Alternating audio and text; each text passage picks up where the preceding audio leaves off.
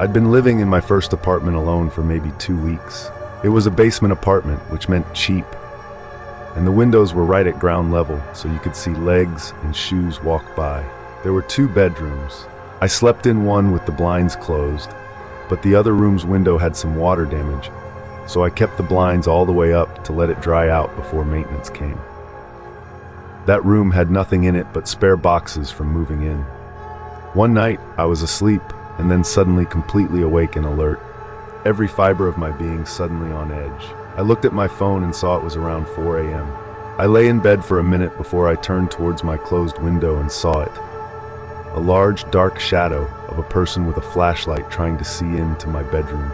I instantly freaked. I quietly grabbed a small hunting knife and stealthily moved to the hall so I could see into the other bedroom, the one whose window coverings were wide open. As I peeked around the corner, the person was scanning the floor of my bedroom methodically with the flashlight. They were big, had on heavy boots and keys that jingled. At this point, as a single girl alone in a shitty apartment, I thought this was it. I was 100% prepared to take my little hunting knife and fight this fucker. My adrenaline was sky high. At that moment, my phone buzzed and I got a text from a friend on the police force who literally asked, "What's going on at your apartment?" I thought, yep, this is a bad guy. He's peering in my windows and is going to bust in any second now. But then he went away. I didn't hear from my police friend after I texted him back. I decided to go lie down on my bed and just wait to see what happened next. Not 5 minutes after lying down, someone knocked on my door with incredible force. The panic mounted again. Now I have no peephole, no safety chain, just a deadbolt. At the top of my voice, in case it's a murderer, I want to wake people up, I yell, "Who is it?" I hear a meek voice reply that it is the police.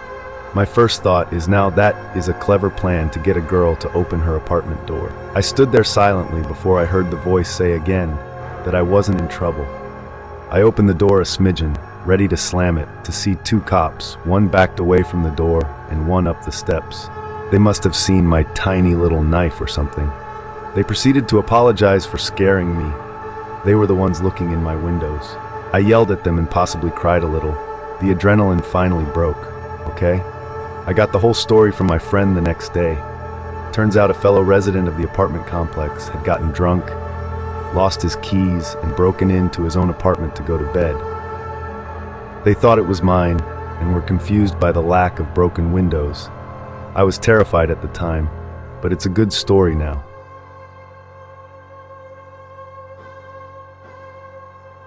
Once I was working in a restaurant and got done at around 12-ish. I always rode my bicycle to and from work. It was about 15 min along a bike trail next to the train tracks. This trail was constantly straight, but had quite a few exits here and there. It also only had a few small parts of it lit up by streetlights, so without my front bicycle light, I would be totally blind for the most part. So this one night I leave OMW home after the shift, and I notice a guy is biking behind me, which isn't too weird at that time of night in a busy but very safe city. It was weird that he had no lights and was still there after the first main exits, which after that led to a small town. But I thought it might just be a coincidence. I felt a bit creeped out and thought I might just be tired and the dark of the night is getting to me. So I decided to bike a bit slower and let this person pass. There was definitely enough room on this trail. The person started drifting along at the same speed as me and made no attempt to pass or even come closer. This is about when I'm a few min away from home and decide to take some random lefts and rights instead of going straight home, just in case this person was following me and wouldn't find out where I live. I bike around going in random twists and turns in a suburban neighborhood, and he's still behind me. What I then did, as I noticed I was heading straight for a long, small, dark path only for bicycles, I decided to turn into one of the houses and hide in the dark shadows from their garage. I heard this person pass the house and brake quickly in that small path. At this moment, my blood is boiling. Now I hop on my bike, and when I passed the edge of that street, I stopped and stared that person in the eyes. Well, that's what I hope he thought, because I actually couldn't see anything of his face. I biked so fast, then did another few extra loops here and there, until I felt safe and alone again to go home. Never had anything like it afterwards, and still don't know who or why it could have been. I'm happy not knowing. I'm a little late to the party, but this one filled my nightmares for a long time after it happened. A couple years ago, I was living in Colombo, Sri Lanka, at a small hostel on the outskirts of the city. The hostel catered to long-term guests, so I got to know everyone pretty well who lived there. There was a guy living with us, his name was Raj, and Raj was a middleman of sorts in the casinos. In Sri Lanka, the casinos are incredibly shady places full of Russian mobsters and other low-life criminals from China and India. The casinos are technically illegal, but they continue operation through bribery and government coercion. I went to one of them one time, and it was a surreal experience. Anyway, my friend Raj's job was to take online bets from Indian clients and make them physically in the casino. He was playing with their money and was simply the vessel to allow individuals to play from another location.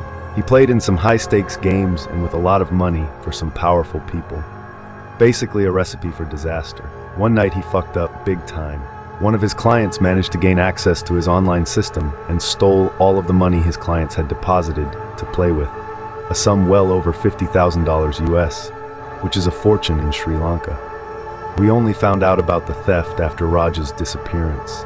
A note was left in his bed, very cryptic, saying, "Don't look for me, and I'm leaving," among other things. Dude vanished overnight. We made a police report and waited to hear anything. After a few days, the police come back to visit, asking someone who knew Raj to join them. The locals in the hostel were afraid to go with the police, so I volunteered and was taken to their headquarters. They took me to the back where I was shown photos of a body, cut into pieces. It was Raj. He'd been cut apart and dumped into the sewer canal nearby by someone. They'd brought me there to identify the body. They never found who did it either, and the image of those photos had never really left me. I'll forever be haunted by it, and I left the hostel shortly afterwards. Poor guy was caught up in some shady stuff, but he didn't deserve that. So this happened on my shift, graveyard. I was helping another short-staffed store across town. Had a woman come in. She seemed a little frazzled and is carrying a Bible, but otherwise she seems fine. She buys some chips, then starts talking to me about crazy this coronavirus stuff, yada yada. Then she tells me a evil spirit pretending to be a clove of garlic. I of course think she's just messing with me, but no, she pulls out a piece of garlic, lays it on the counter and starts telling me it isn't garlic and is in fact a demon that wanted to possess her.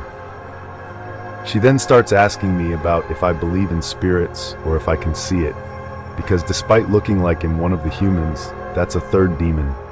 I'm really a human who's a third angel, who was sent to Earth to help her expel the evil spirits and urges she feels.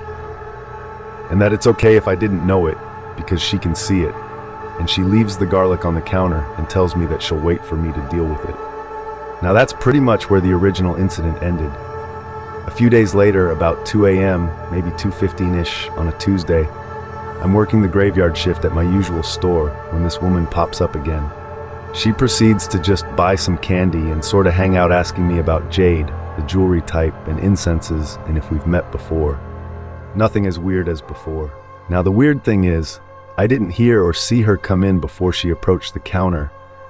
We have a loud-ass siren thing that turns on when the doors are opened and only shuts off when they're closed, which is normally not a big deal, but considering I'd been stocking and cleaning in the front the whole time and had only gotten 2 or 3 customers beforehand, yeah, it was a bit weird. She hangs out a bit longer than rushes to restroom and doesn't walk out of it till about 6. Says have a nice day and just walks out the store like nothing, which freaks me the fuck out, because I cleaned the restrooms a little bit after she went in, and she somehow had managed to slip out or hide somewhere when I went to clean them. Outside of hiding in the stalls, there is nowhere to hide in the restrooms, and there's no windows to slip out of. And like a jackass, I looked up at the top of the stalls and at the ceiling, thinking she had pulled a Spider-Man, but nope.